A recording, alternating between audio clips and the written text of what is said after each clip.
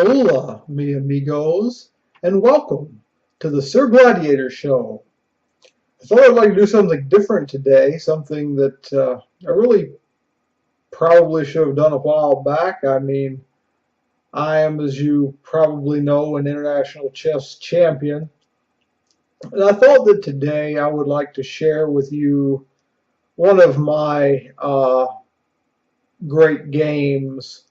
This was at a tournament, a major tournament called the Land of the Sky Grand Prix. It is held yearly in Asheville, North Carolina. My opponent in this game was International Master Sevillano. I believe his first name was Enrico Sevillano, but I have Sevillano here. I have it on my screen here. I can see the board. I don't know that it's coming up for you or not. I really don't, I've never done this before. I don't know what's going to be showing up for you or what isn't. But for me, it's going to be showing up on the board so I can see what's going on. I can explain to you what's happening. If you're not seeing a board, that's okay. You can use your own board. Follow along. Obviously, you can pause and back it up and fast forward and whatnot. So anytime you want to get that board out and follow along, you feel free to do so. I'm going to talk you through what was a very fascinating game in so many ways. And it started out, back then I don't know what my rating was. I don't believe that I was an international champion at that point in time. I was, you might say, well, on my way to becoming one, but I don't think that I was one yet. And this is a very strong opponent, but he didn't know what he was in for on this day. I believe it was the fourth round of 5. I believe it was Sunday morning round, and I'm sure that he would have been quite happy to see a person with the rating that I had at the time as his opponent. He's going to have an easy round. He's going to get ready for round 5. Didn't quite turn out that way. And here is the why and the how of it. I was playing the white pieces, and I opened with d4. He responded with c5. One of the things that when someone is higher rated than the other, especially when you talk about international masters, grandmasters, that type of thing, they like to do, they'll just mix it up in the opening, because to them it may not even matter to them if they get an advantage out of the opening. They may willingly give up an advantage because just to get their opponent out of their comfort zone, because once you get your opponent out of sort of their knowledge zone, their comfort zone, if you are the clearly superior player, as he probably felt that he was, you can just outplay them.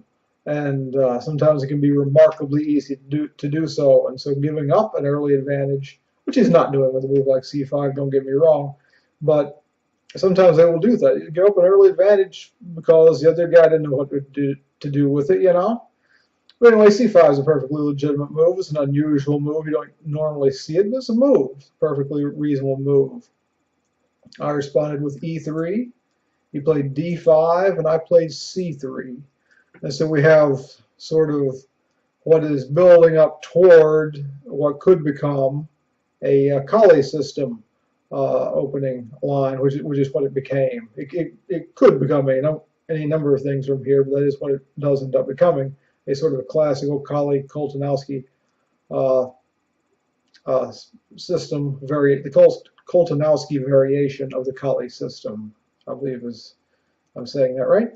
So after I played c3 on move 3, he replied with e6. Knight f3, knight c6, bishop d3, knight f6, knight on the b to d2, bishop d6 for black, both sides castled. And here I played d takes c5. I think queen e2 might be more standard here. Honestly, I'm not sure what the most current theory on the line is, but I do think that in retrospect, if I were playing this position, I would probably play Queen E2 earlier than I did. I do end up playing it, but first, here on move 8, after each side has castled, I played D takes C5, Bishop takes C5, E4, and he played A5. And here, why does he play A5? Is this a book move? Is he just trying to sort of mix things up? Honest to goodness, I don't know. It does prevent B4. I don't really necessarily want to play B4. Maybe he thinks I do, or maybe in some lines White is supposed to play B4. I don't know, but anyway, I just pressed on with E5.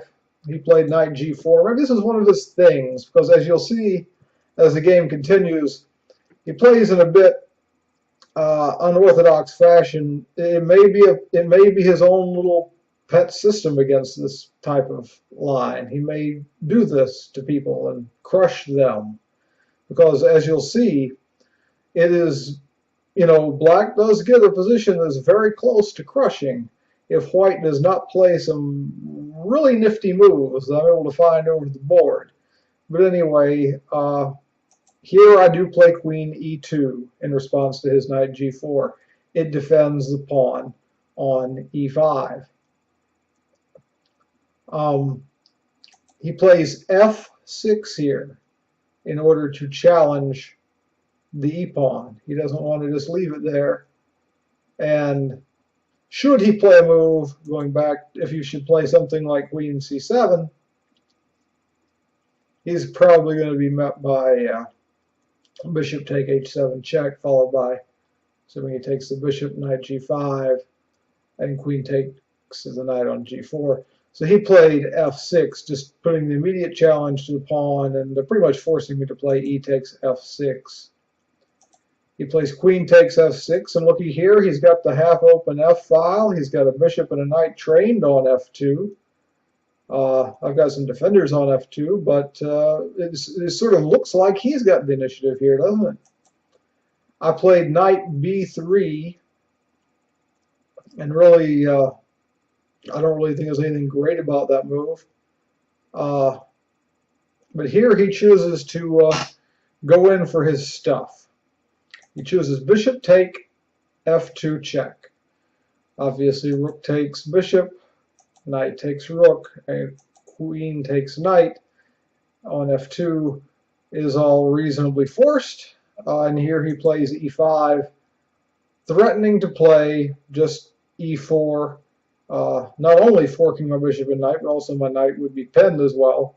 So he's winning a piece either way, but if he were to get that move in, and would be clearly winning the game. He would be clearly and overwhelmingly winning the game. And his center is big. I mean, he's got pawns on D5 and E5. He seems to be having everything his own way. What kind of trouble am I in? Well, I'm in big trouble if I don't play it just right. Big, bad trouble. But here I want you to notice, over the course of a series of moves, I'm going to allow Black to play E4. But there's going to be real consequences if he does so. Basically, I'm going to allow it, but disallow it at the same time. I mean, because really, as you can see, there's no way that I can stop him from just playing the move. So I have to try to dissuade him from playing the move by other means. And the first means is by playing Queen C5. That gets off the pin of the knight. So like if he played E4 right now, aside from anything else, there would be no pin on the knight. The knight could move. Obviously, I would still lose my bishop, so I still don't want that to happen. And he can't play E4 here, because if he does, I would play Queen takes D5 check, and then just play Queen takes E4, the pawn, would have no defender. So I would take both of his pawns. He would just lose both of his pawns for nothing, for less than nothing, really, because I would be really starting to get the better of it positionally as well. So that allows him to play e4, but it doesn't, because he would pay dearly. So he has to do something to, defend his d-pawn. And so he just develops his bishop to e6.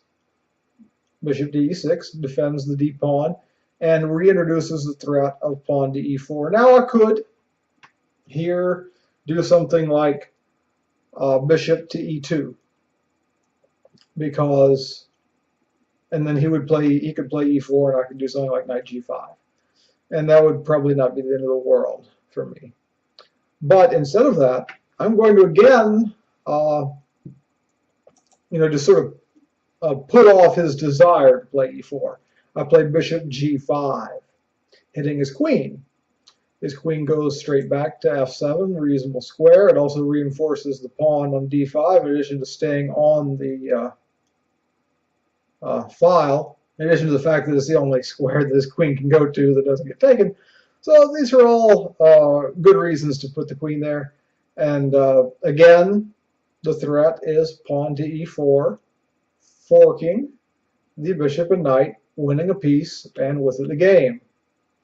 So now, do I stop that threat by moving the bishop and the knight? No, I do not. I move the bishop from g5 to e3. Bishop to e3 is the move.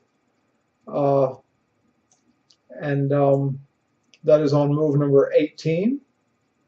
And now, were he to play pawn to e4, forking the bishop and the knight, I would play knight to g5, not giving him time to take my bishop, because I would be forking his queen and bishop. His queen would go wherever it wants to go, and then I would take his bishop with my knight, probably. I wouldn't have to, though. I could just do bishop e2 or something, but then I would have time to do something like bishop e2, and so he doesn't win anything. He's just sort of a little bit overextended.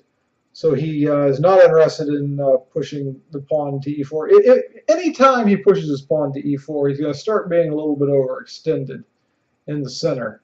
And he doesn't necessarily just want to do that for no reason. He wants to do it to win something. And so what he does is he plays h6, pawn to h6, which stops knight to g5. So again, threatening pawn to e4. This is the trick.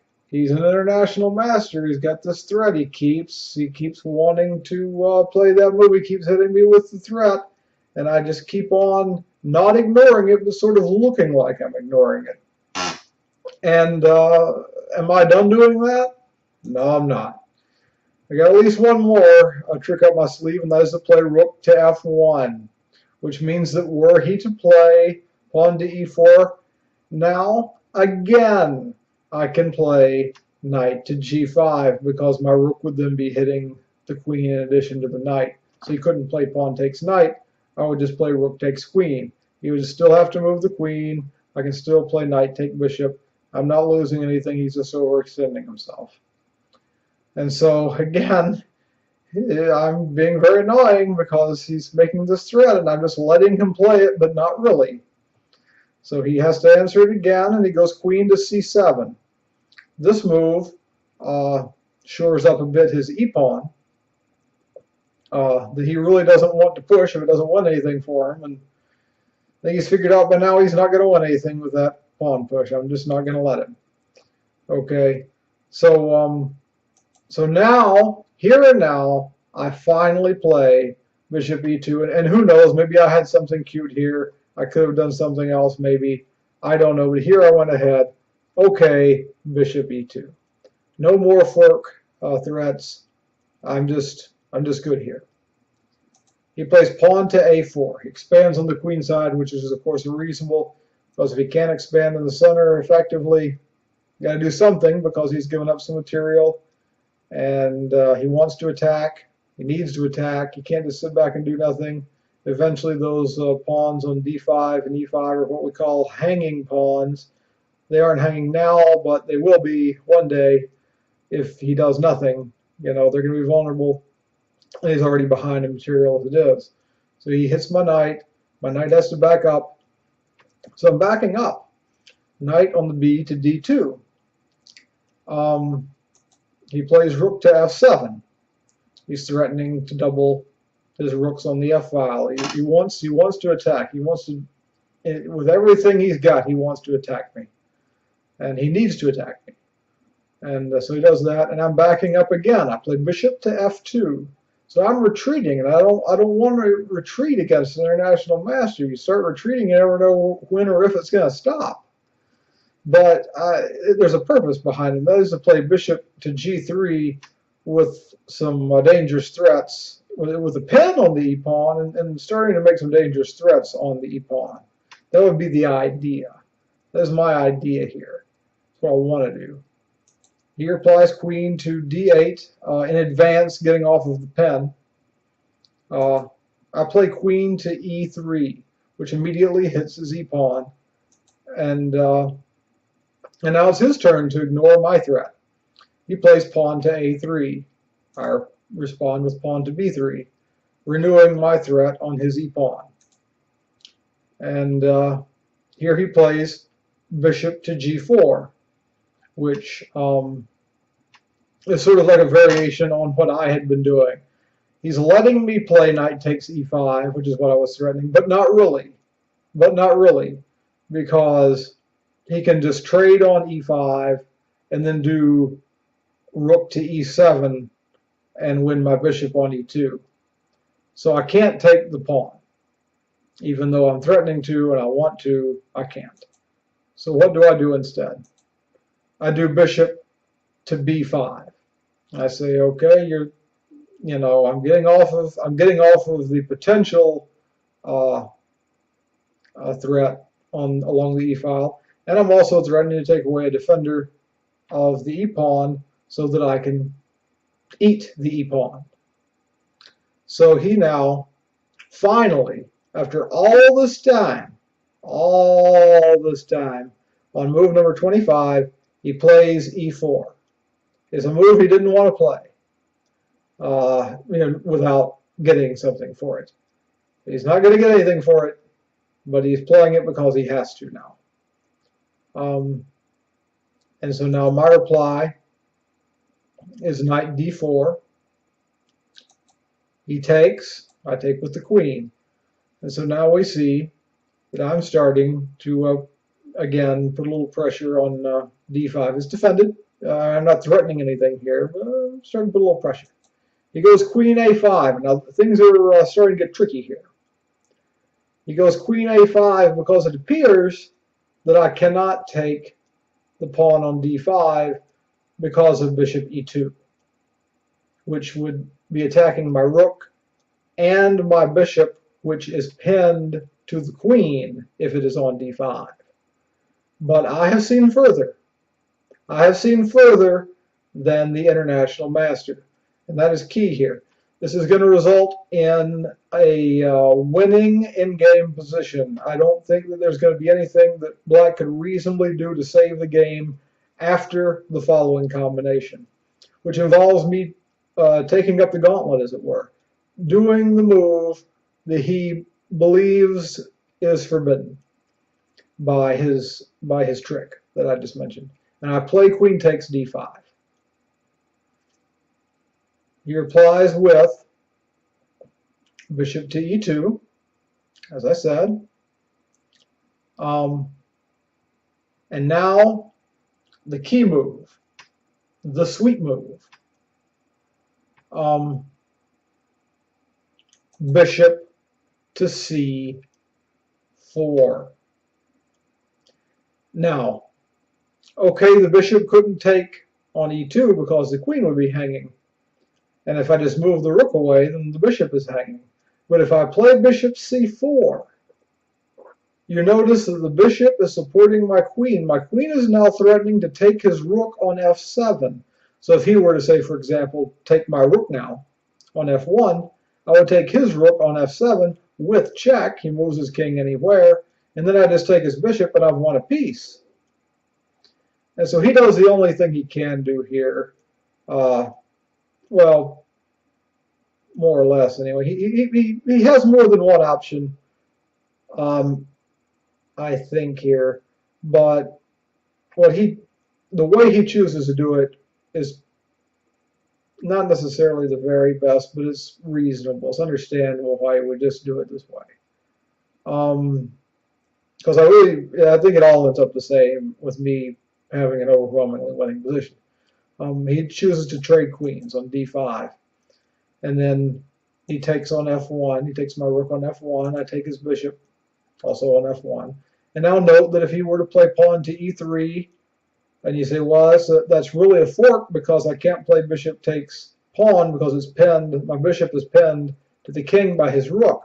But it's not a threat because if he plays pawn to e3, I play bishop takes rook check. And then after he takes my bishop back, I just take his pawn with my bishop because it's not pinned anymore. So he is not threatening to play pawn to e3 here. He plays rook to d8 instead, which hits my bishop and forces me to take his rook with check, which I'm happy to do. He takes the bishop back on f7, and I simply play king e2. I'm going to win his e-pawn. There isn't anything he can do about it. He tries with rook e8. I play bishop to d4. I don't think I could just get away with straight up playing, king e3 and knight take pawn straight away, because then he's going to end up in a pen. There's going to be a pen. But I mean, it's possible that you can kind of get away with that, but I'm choosing what I believe is the best way of doing this. The bishop on d4 is very useful, centralized, it's defended by the pawn on c3, and in return defends the pawn on c3. And it prepares me to win the pawn. I'm preparing to win the pawn. It's not going anywhere. I'm taking my time and winning it. They say that in winning endgame positions, one of the sayings that they use is hurry up and wait. You get the winning position, you do what you need to do, but then you have patience, once you've got the threat in executing it. Patience. And that's one of those patience moves. He plays pawn to g5. He gets the pawn away from any future threats from the bishop, so he can move his king away from it, and also expands. I play king e3 here. He plays king g6 because he wants, if I were to play knight takes e4 here, he wants to play king f5. And so I prevent that with pawn to g4. He plays h5 to try to undermine, but I just play h3 to support, to shore it up. He trades on g4, h takes g4. I play, of course, h takes g4 as well. He plays rook to f8. So he's trying to activate the rook. You got to do something, you might as well do that. Now I take the pawn. Knight takes e4. He does rook f1. He wants to get behind and take that a pawn. Suddenly his pawn on a3 would be pretty sweet if he could take my a pawn. I choose to actually let him do that via just trading. I could play pawn to c4 here and keep him from playing his rook to a1, but I choose to go a bit of a simpler route. Play bishop c5. He does give a check here. Rook e1 check for whatever the reason. King d3. And then he does rook a1. Bishop takes a3. Rook takes a2. Bishop to e7. So as you see here, I'm about to take his g-pawn. He plays rook g2. I play bishop takes g5. He plays rook takes g4. So I trade the g-pawns. So now the only pawns left are on one side of the board. But my pieces are well, including my king, are well positioned to exploit that. If I win the pawn, then I'm going to have two pawns versus his none, and the bishop and a knight versus his rook. So, the game is going to be over at that point. So the next focus for me is simply to win his b-pawn. I play bishop e3. He plays rook to h4. I play bishop back to d4, which is going to be part of general plan of sort of blocking off his rook so that I can bring my king up the board. He plays rook h7. It starts defending the b-pawn. B-pawn is going to need a lot of help. And I play king c4. I start moving my king toward the pawn. As you see, I'm winning. He can't really get what he needs here. I'm going, I have too much. I'm going to win. I'm going to achieve a winning position one way or another. But if he wants to continue playing at all, obviously he has to play something like King F5. Even so, again, I can just play Knight C5. His king really can't get over. He can't get over to where it needs to be to help defend his pawn. So what he does, he plays King F7, trying to get there as quickly as possible. But of course, that's just a mistake. Even international masters make simple mistakes sometimes. This is one of them. It ends the game immediately because I just played Knight G5. Check, forking his king and rook, and he resigns. Perhaps he did that on purpose. Perhaps he wanted, he wanted to resign. He wanted that as his excuse for resigning. In any event, that is the final position. And here I have defeated International Master Sevillano in a major chess tournament. It was, at the time, I believe that was the highest ranking opponent that I'd ever defeated in over-the-board play.